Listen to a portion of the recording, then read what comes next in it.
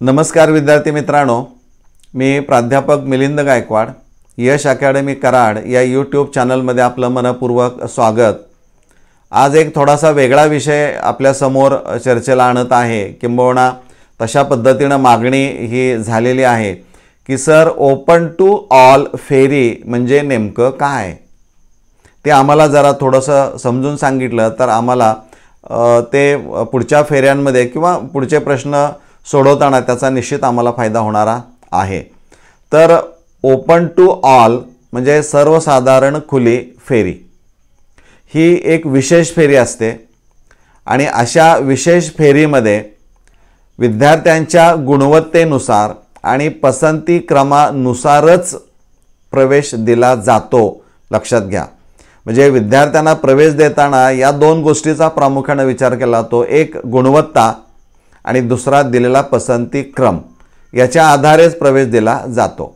मग इथं विद्यार्थ्यांना प्रश्न पडेल की सर आरक्षणाचं काय, तर या विशेष फेरीमध्ये आरक्षण लागू असणार नाही, हे आपण काळजीपूर्वक किंवा हे आपण लक्षात घ्या की इथं आरक्षण लागू असणार नाही।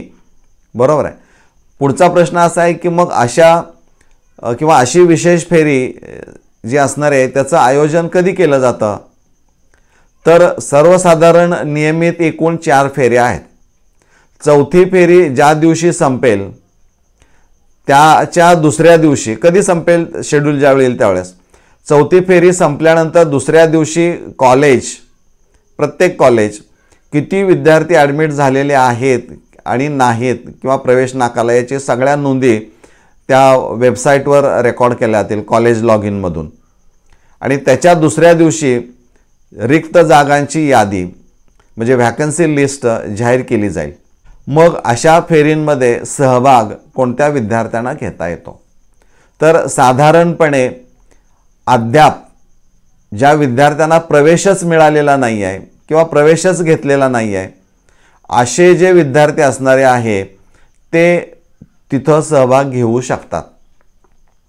आणखीन जे नियमित फेऱ्या दरम्यान ज्या विद्यार्थ्यांना प्रतिबंध केलेला आहे अशा विद्यार्थ्यांना सुद्धा या फेरीमध्ये सहभाग घेता येतो।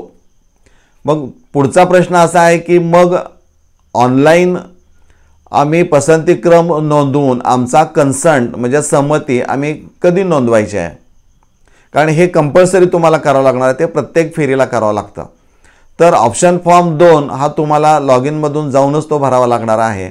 तर ज्या दिवशी रिक्त जागांची यादी जाहीर होईल त्याच दिवशी तुम्हाला या पद्धतीनं तुमचा पसंतीक्रम भरून लॉक करून तो कळवणं गरजेचं आहे।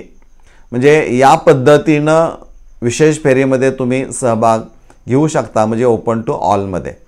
आता इथं बऱ्याच वेळा असं होऊ शकतं की त्यातनंही काही विद्यार्थी राहिले असेल तर पुढं आणखीन विशेष फेऱ्यांचं एकपेक्षा अधिक विशेष फेऱ्यांचं आयोजन हे केलं जाऊ शकतं। हे ते किती शिल्लक विद्यार्थी राहतात त्याच्यावर ते अवलंबून असणारं आहे। त्यामुळं मला वाटतं ओपन टू ऑल याचा अर्थ नेमका काय आणि कसा समजून घ्यायचा हे मी तुम्हाला सांगितलेलं आहे। हे निश्चितच तुम्हाला चांगल्या पद्धतीनं समजलेलं असणारं आहे, यात कोणतीही शंका असणार नाही। धन्यवाद।